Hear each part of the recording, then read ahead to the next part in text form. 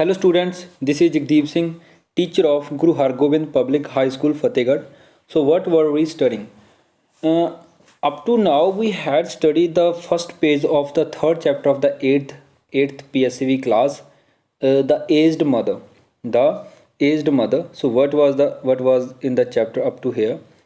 ਇੱਕ ਸਿਟੀ ਹੁੰਦੀ ਹੈ ਸ਼ਾਈਨਿੰਗ ਪ੍ਰੋਵਿੰਸ ਹੁੰਦੀ ਹੈ ਜੋ ਜਾਪਾਨ ਦੇ ਵਿੱਚ ਆ। ਉੱਥੇ ਇੱਕ ਡਿਕਟੇਟਰ ਹੁੰਦਾ ਹੈਗਾ ਜੋ ਕਹਿ ਦਿੰਦਾ ਕਿ ਜਿੰਨੇ ਵੀ ਬੁੱਢੇ ਲੋਕ ਨੇ ਇਸ ਸਿਟੀ ਦੇ ਵਿੱਚ ਨੂੰ ਸਭ ਨੂੰ ਮੌਤ ਦੇ ਘਾਟ ਉਤਾਰ ਦਿੱਤਾ ਜਾਵੇ।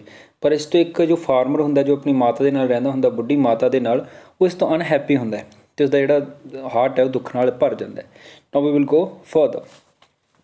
Other people did not think twice about obeying the order of the governor, but this farmer was very unhappy. ਦੇਖੋ ਜਿੰਨੇ ਵੀ ਪ੍ਰੋਵਿੰਸ ਦੇ ਵਿੱਚ ਹੋਰ ਲੋਕ ਸੀ ਉਹ ਕੀ ਸੀਗੇ, ਉਦੋਂ ਹੀ ਉਹਨਾਂ ਨੇ ਆਰਡਰ ਮੰਨ ਲਿਆ ਸੀ ਕਿਸ ਦਾ, ਜੋ ਡਿਕਟੇਟਰ ਸੀ, ਗਵਰਨਰ ਸੀ। ਪਰ ਜੋ ਇਹ ਫਾਰਮਰ ਸੀ ਉਹ ਬਹੁਤ ਅਨਹੈਪੀ ਸੀ, ਦੁਖੀ ਸੀ ਇਸ ਗੱਲ ਤੋਂ, ਨਾ ਖੁਸ਼ ਸੀ। However, he had to obey the order, so the farmer prepared for what at that time was considered the kindest way of death. ਭਾਵੇਂ ਕਿ ਜਿਹੜਾ ਫਾਰਮਰ ਸੀ ਉਸਨੂੰ ਜੋ ਆਰਡਰ ਸੀ ਉਹ ਮੰਨਣਾ ਹੀ ਪੈਣਾ ਸੀ। So prepared for but that at that time was consider, ਜੋ ਉਸੇ ਟਾਈਮ 'ਤੇ ਉਸਨੂੰ ਸਹੀ ਲੱਗਿਆ ਕਿ ਕਾਈਂਡੈਸਟ ਵੇ, ਜੋ ਸਭ ਤੋਂ ਨਮਰ ਤਰੀਕਾ ਸੀ, ਸੌਖਾ ਤਰੀਕਾ ਸੀ ਮਾਰਨ ਦਾ, ਉਸਨੇ ਉਹਦੇ ਵਾਸਤੇ ਪ੍ਰੈਪਰੇਸ਼ਨ ਕੀਤੀ। ਸੋ ਕੀ ਪ੍ਰੈਪਰੇਸ਼ਨ ਕੀਤੀ, ਆਪਾਂ ਅੱਗੇ ਪੜ੍ਹਦੇ ਹਾਂ। ਜਸਟ ਐਟ ਸਨਸੈਟ, ਜਿਵੇਂ ਹੀ ਸੂਰਜ ਛਿਪਿਆ, when his day's work ended, ਜਦੋਂ ਵੀ ਉਸਦਾ ਜਿਹੜਾ ਦਿਨ ਦਾ ਕੰਮ ਸੀ ਉਹ ਖਤਮ ਹੋ ਗਿਆ, ਹੀ ਟੁੱਕ ਸਮ ਅਨਵਾਈਟਨਡ ਰਾਈਸ। ਅਨਵਾਈਟਨਡ ਦਾ ਮਤਲਬ ਹੁੰਦਾ ਵੀ ਰॉ, ਜਿਵੇਂ ਕਿ ਆਪਾਂ ਜਿਵੇਂ ਆਪਣੇ ਖੇਤਾਂ ਦੇ ਵਿੱਚ ਜੀਰੀ ਹੁੰਦੀ ਹੈ, ਉਹਨੂੰ ਆਪਾਂ ਇਸ ਤਰ੍ਹਾਂ ਹੀ ਰॉ ਜਿਹੜੇ ਚੌਲ ਨੇ ਉਹਨਾਂ ਨੂੰ ਆਪਾਂ ਯੂਜ਼ ਕਰ ਲਈਏ, ਮੀਨ ਚੌਲ ਕਢਾ ਕੇ। ਪਰ ਵਾਈਟਨਡ ਦਾ ਮਤਲਬ ਕੀ ਹੋਏਗਾ, ਉਹਨਾਂ ਦੇ ਪੋਲਿਸ਼ ਵਗੈਰਾ ਹੋਵੇ, ਕੰਪਨੀ ਵਗੈਰਾ ਦੇ ਵਿੱਚ ਜਾਣ। ਸੋ ਅਨਵਾਈਟਨਡ ਦਾ ਮਤਲਬ ਹੁੰਦਾ ਜਿਹੜੇ ਆਪਣੇ ਘਰੇਲੂ ਚੀਜ਼ਾਂ ਹੁੰਦੀਆਂ ਨੇ। ਸੋ ਉਸਨੇ ਕੀ ਕੀਤੇ, ਥੋੜ੍ਹੇ ਜਿਹੇ ਅਨਵਾਈਟਨਡ ਰਾਈਸ ਲਏ ਜੋ ਘਰ ਦੇ ਵਿੱਚ ਹੀ ਸੀ। ਵਿਚ ਵਾਜ਼ ਦਾ ਮੇਨ ਫੂਡ, ਉਹ ਕੀ ਸੀਗਾ ਉਹਨਾਂ ਦਾ ਮੇਨ ਫੂਡ ਸੀ। For the poor and cooked it, ਗਰੀਬਾਂ ਵਾਸਤੇ ਉਹੀ ਉਹਨਾਂ ਦਾ ਮੇਨ ਫੂਡ ਸੀ। ਅਤੇ ਉਸਨੇ ਉਸਨੂੰ ਕੁੱਕ ਕੀਤਾ, ਉਬਾਲ ਲਏ, ਐਂਡ ਡਰਾਈਡ ਇਟ, ਦੈਨ ਉਸਨੇ ਸੁਕਾ ਲਏ, and tied it in the cloth, ਅਤੇ ਕੱਪੜੇ ਦੇ ਵਿੱਚ ਬੰਨ੍ਹ ਲਏ। ਵਿਚ ਹੀ ਸਵੰਗ ਇਨ ਅ ਵੰਡਲ, ਜਿਸ ਨੇ ਉਸਨੂੰ bundle around his neck along with the pot filled with the cool water. So ਉਸਨੇ ਉਸ ਸਾਰੇ ਚੌਲ ਸੀ ਉਹ ਕੱਪੜੇ ਦੇ ਵਿੱਚ ਬੰਨ੍ਹ ਕੇ ਆਪਣੀ ਗਰਦਨ ਦੇ ਆਲੇ ਦੁਆਲੇ ਲਪੇਟ ਲਏ, ਮੀਨਸ ਬੰਨ੍ਹ ਲਏ ਜਿਵੇਂ ਆਪਾਂ ਬੰਨ੍ਹ ਲੈਂਦੇ ਹੈਗੇ, ਅਤੇ ਪਿੱਛੇ ਲਮਕਾ ਲਏ। ਅਤੇ ਇੱਕ ਪੋਟ, ਮੀਨਸ ਪੋਟ ਕੀ ਹੁੰਦਾ, ਤੌੜਾ, ਜੋ ਇੱਕ ਪਾਣੀ ਦਾ ਮੀਨਸ ਕੇਨੀ ਵਗੈਰਾ ਹੋਏਗੀ, ਉਸਨੂੰ ਪਾਣੀ ਨਾਲ, ਠੰਡੇ ਪਾਣੀ ਨਾਲ ਭਰ ਲਿਆ। Then he lifted his helpless old mother on his back, ਫਿਰ ਉਸਨੇ ਆਪਣੀ ਮਾਤਾ ਨੂੰ ਜੋ ਹੈਲਪਲੈਸ ਸੀ, ਜੋ ਮਜਬੂਰ ਸੀ, ਹੈਲਪਲੈਸ ਦਾ ਮਤਲਬ ਹੁੰਦਾ ਵੀ ਮਜਬੂਰ, ਜੋ ਨਹੀਂ ਚੱਲ ਸਕਦੇ, ਉਸਨੂੰ ਆਪਣੀ ਪਿੱਠ 'ਤੇ ਚੁੱਕ ਲਿਆ। And started on his painful journey up to the mountain, ਅਤੇ ਉਸਨੇ ਆਪਣੀ ਜਿਹੜੀ ਪੇਨਫੁਲ ਹੈ, ਜੋ ਦਰਦਮਈ ਜਰਨੀ ਸੀ, ਉਹ ਸਟਾਰਟ ਕਰ ਦਿੱਤੀ ਮਾਊਂਟੇਨ ਵੱਲ। The road was long and steep, ਜਿਹੜਾ ਰੋਡ ਸੀ ਉਹ ਬਹੁਤ ਲੰਬਾ ਸੀ। ਸਟੀਪ ਦਾ ਮਤਲਬ ਹੁੰਦਾ ਵੀ ਜੋ ਉੱਚੇ ਉੱਚੇ ਜਾਈ ਜਾਂਦਾ, ਜਿਵੇਂ ਕਿ ਆਪਣੀ ਜੇ ਬਹੁਤ ਲੋਕ ਕੀ ਹੋਣਗੇ, ਨੈਣਾ ਦੇਵੀ ਗਏ ਹੋਣਗੇ ਜਾਂ ਕੋਈ ਵੀ ਪਹਾੜੀ ਏਰੀਏ 'ਚ ਤੁਸੀਂ ਜਾਂਦੇ। ਸਟੀਪ ਦਾ ਮਤਲਬ ਹੁੰਦਾ ਜੋ ਉੱਪਰ ਉੱਪਰ ਜਾਈ ਜਾਂਦਾ ਹੈਗਾ। ਸੋ ਰੋਡ ਕੀ ਸੀਗਾ, ਬਹੁਤ ਲੰਬਾ ਸੀ ਅਤੇ ਸਟੀਪ ਸੀਗਾ। The narrow road was crossed and recrossed by many paths made by the hunters and woodcutters, ਜਿਹੜਾ ਇਹ ਰੋਡ ਸੀ ਇਹ ਬਹੁਤ ਮਤਲਬ ਕ੍ਰੋਸਡ, ਕਦੇ ਇੱਧਰ ਚਲਾ ਜਾਂਦਾ ਸੀ ਰਸਤਾ, ਕਦੇ ਇੱਧਰ ਆ ਜਾਂਦਾ ਸੀ। ਕਿਸ ਦੁਆਰਾ ਬਣਾਇਆ ਗਿਆ ਸੀਗਾ, ਜਿਹੜੇ ਹੰਟਰ ਸੀਗੇ ਅਤੇ ਵੁੱਡ ਕਟਰ ਮੀਨਸ ਸ਼ਿਕਾਰੀਆਂ ਅਤੇ ਲੱਕੜਹਾਰਿਆਂ ਦੁਆਰਾ ਇਹ ਰਸਤਾ ਬਣਾਇਆ ਗਿਆ ਸੀ। ਐਟ ਸਮ ਪਲੇਸਿਸ, ਕੁਛ ਕੁ ਜਗ੍ਹਾ 'ਤੇ ਦੇ ਗੋਟ ਲੋਸਟ, ਉਹ ਉਲਝ ਜਾਂਦੇ ਸੀ, ਭੁੱਲ ਜਾਂਦੇ ਸੀ। ਐਂਡ ਕਨਫਿਊਜ਼ਡ, ਅਤੇ ਉਹ ਮਤਲਬ ਕਨਫਿਊਜ਼ ਹੋ ਜਾਂਦੇ ਸੀ, ਉਹਨਾਂ ਨੂੰ ਨਹੀਂ ਪਤਾ ਚੱਲਦਾ ਸੀ ਕਿ ਕੀ ਕਰਨਾ। But he did not think about it, ਪਰ ਇਸ ਬਾਰੇ ਨਹੀਂ ਸੋਚ ਰਿਹਾ ਸੀ। He was about to abandon his dear mother, ਉਹ ਆਪਣੀ ਮਾਤਾ ਨੂੰ ਬਸ ਛੱਡਣਾ ਚਾਹੁੰਦਾ ਸੀ। ਇਟ ਡਿਡ ਨੋਟ ਮੈਟਰ, ਬਸ ਇਹ ਮੈਟਰ ਨਹੀਂ ਕਰਦਾ ਸੀ ਕਿ ਉਹ ਲੋਸਟ ਹੋ ਗਿਆ ਜਾਂ ਭੁੱਲ ਗਿਆ। ਵਿਚ path he took to reach the mountain top, ਉਸਨੂੰ ਇਹ ਚੀਜ਼ ਨਹੀਂ ਮੈਟਰ ਕਰਦੀ ਸੀ ਕਿ ਉਸਨੂੰ ਕਿਹੜਾ ਰਸਤਾ ਅਪਣਾਉਣਾ ਪਵੇਗਾ ਉੱਪਰ ਜਾਣ ਵਾਸਤੇ, ਚਾਹੇ ਰਸਤਾ ਕਿੰਨਾ ਵੀ ਔਖਾ ਹੀ ਕਿਉਂ ਨਾ ਹੋਵੇ, ਪਰ ਉਸਨੇ ਆਪਣੀ ਮਾਤਾ ਨੂੰ ਛੱਡਣਾ ਹੀ ਛੱਡਣਾ ਸੀ। On he went climbing blindly upward, ਜਿਵੇਂ ਮੀਨਸ ਉਹ ਬਿਨ ਦੇਖੇ ਹੀ, ਬਲਾਈਂਡਲੀ ਦਾ ਮਤਲਬ ਬਿਨ ਦੇਖ ਕੇ ਹੀ ਉਹ ਉੱਪਰ ਜਾਈ ਹੀ ਜਾ ਰਿਹਾ ਸੀਗਾ। Ever upward towards the high where summit known as ਓਵਿਡਸਟੂਜਾਮਾ। ਓਵਿਡਸਟੂਜਾਮਾ ਇਹ ਇੱਕ ਜੈਪਨੀਜ਼ ਵਰਡ ਹੈ। ਵੇਅਰ ਸਮਿਟ ਦਾ ਮਤਲਬ ਹੁੰਦਾ ਜੋ ਚੋਟੀ ਹੋਵੇ। ਸੋ ਉੱਥੇ ਹੀ ਜਾਈ ਜਾ ਰਿਹਾ ਸੀ ਬਿਨ ਦੇਖੇ ਚੋਟੀ ਵੱਲ ਨੂੰ, ਜਿਸ ਨੂੰ ਬੋਲਦੇ ਸੀ ਓਵਿਡਸਟੂਜਾਮਾ, ਇੱਕ ਜੈਪਨੀਜ਼ ਵਰਡ ਹੈ, ਚੋਟੀ ਦਾ ਨਾਮ ਹੈ। ਦ ਮਾਊਂਟੇਨ ਉਸਨੂੰ ਕੀ ਕਹਿੰਦੇ ਸੀ, ਦ ਮਾਊਂਟੇਨ ਵੇਅਰ ਦਾ ਏਜਡ ਵਰ ਅਵੈਂਟਡ, ਜਿੱਥੇ ਬੁੱਢੇ ਲੋਕ ਛੱਡੇ ਜਾਂਦੇ ਸੀ, ਉਸ ਚੋਟੀ ਵੱਲ ਜਾ ਰਿਹਾ ਸੀ। The eyes of the old mother were not so dim, ਜਿਹੜੀਆਂ ਅੱਖਾਂ ਸੀ ਮੀਨਸ ਜਿਹੜੀ ਨਿਗਾਹ ਸੀ ਬੁੱਢੀ ਔਰਤ ਦੀ, ਉਹ ਜ਼ਿਆਦਾ ਕੋਈ ਡਿਮ ਨਹੀਂ ਸੀ, ਘੱਟ ਨਹੀਂ ਸੀ।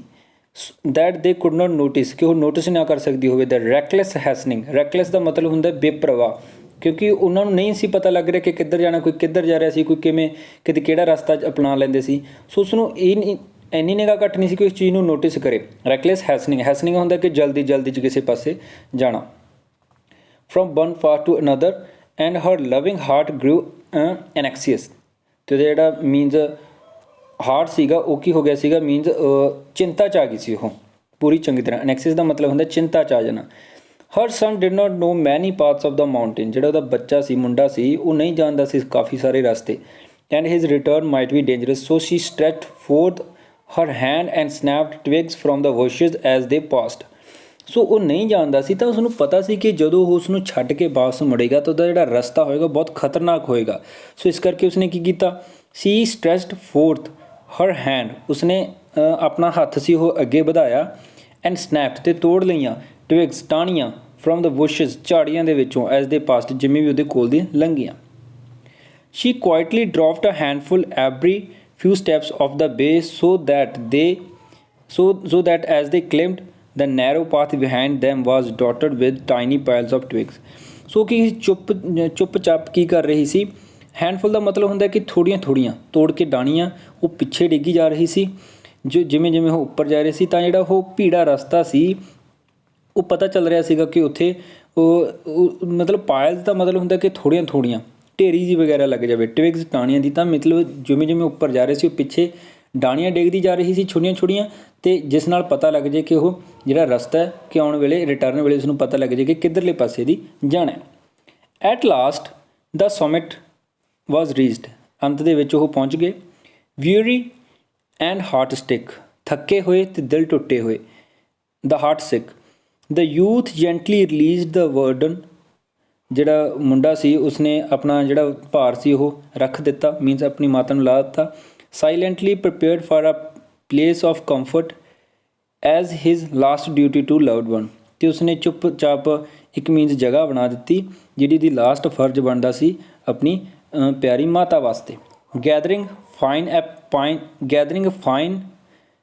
ਫਾਲਨ ਪਾਈਨ ਨੀਡਲਸ, ਕੀ ਇਕੱਠੇ ਕੀਤੇ ਵੀ ਉਹਨੇ, ਪਾਈਨ ਨੀਡਲਸ। ਪਾਈਨ ਨੀਡਲਸ ਦਾ ਮਤਲਬ ਹੁੰਦਾ ਜਿਹੜੇ ਆਪਣੇ ਐਵਰਗ੍ਰੀਨ ਬਹੁਤ ਵੱਡੇ ਵੱਡੇ ਦਰਖਤ ਹੁੰਦੇ ਨੇ, ਉਹਨਾਂ ਦੇ ਜਿਹੜੇ ਪੱਤੇ ਹੁੰਦੇ ਨੇ ਬਹੁਤ ਤਿੱਖੇ ਜਿਹੇ ਹੁੰਦੇ ਨੇ। ਪਾਈਨ ਨੀਡਲਸ ਦਾ ਮਤਲਬ ਉਹੀ ਤਿੱਖੇ, ਪਾਈਨ ਦਾ ਮਤਲਬ ਉਸਦੇ ਪੱਤੇ ਇਕੱਠੇ ਕਰ ਲਏ।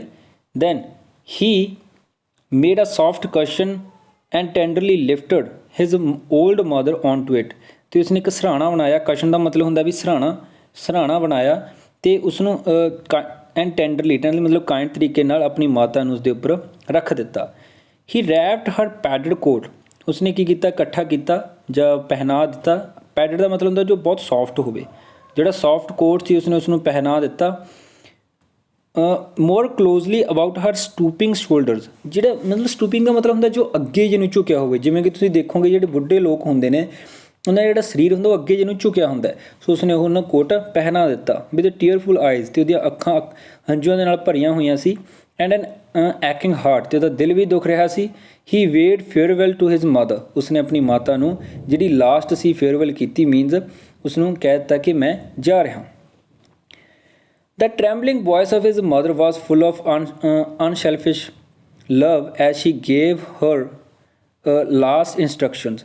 ਸੋ ਉਹ ਕੀ ਸੀਗੀ, ਜਿਹੜੀ ਉਹਦੀ ਮਾਤਾ ਦੀ ਵੋਇਸ ਸੀ ਉਹ ਕੀ ਸੀ, ਕੰਬ ਰਹੀ ਸੀ। ਟਰੈਂਬਲਿੰਗ ਦਾ ਮਤਲਬ ਹੁੰਦਾ ਕੰਬ ਰਹੀ ਹੋਵੇ, ਮੀਨਜ਼ ਬੁੜਬੜਾ ਰਹੀ ਹੋਵੇ। ਸੋ ਉਹਦੀ ਮਾਤਾ ਦੀ ਜੋ ਅਨਸੈਲਫਿਸ਼ ਸੀ, ਮੀਨਜ਼ ਜਿਹੜਾ ਅਨਸਵਾਰਥ ਪਿਆਰ ਹੁੰਦਾ, ਮੀਨਜ਼ ਆਪਾਂ ਨੂੰ ਵਾਪਸ ਕੁਛ ਨਹੀਂ ਚਾਹੀਦਾ ਹੁੰਦਾ, ਤਾਂ ਉਸਨੇ ਲਾਸਟ ਇੰਸਟਰਕਸ਼ਨ ਜੋ ਦਿੱਤੀਆਂ।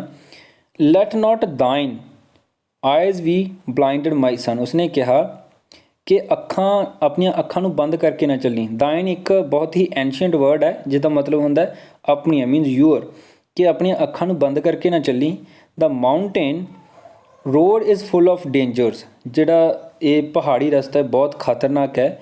Look carefully and follow the path where you see piles of twigs, ਕਿ ਇਹ ਬਸ ਉਸੇ ਰਸਤੇ ਚੱਲੀ ਅਤੇ ਸਾਵਧਾਨੀ ਨਾਲ ਚੱਲੀ, ਅਤੇ ਉਸੇ ਰਸਤੇ ਚੱਲੀ ਜਿੱਥੇ ਤੈਨੂੰ ਟਾਹਣੀਆਂ ਆਉਂਦੀਆਂ ਮਤਲਬ ਢੇਰੀਆਂ ਜਿਹੀਆਂ ਮਿਲਦੀਆਂ ਜਾਣ।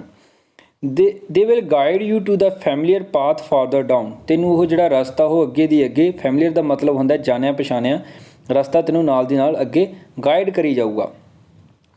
ਦਾ son's surprised eyes looked back over the path, ਜਿਹੜੇ ਮੁੰਡਾ ਸੀ ਉਸਨੇ ਦੇਖਿਆ ਅਤੇ ਹੈਰਾਨ ਰਹਿ ਗਿਆ ਪਿੱਛੇ ਰਸਤੇ ਨੂੰ ਦੇਖ ਕੇ ਵੀ ਇਹਨੇ ਟਾਹਣੀਆਂ ਮਤਲਬ ਰਸਤਾ ਬਣਾਇਆ ਪਿਆ, ਮਤਲਬ ਦੱਸਿਆ ਪਿਆ ਕਿ ਕਿੱਧਰ ਜਾਣਾ।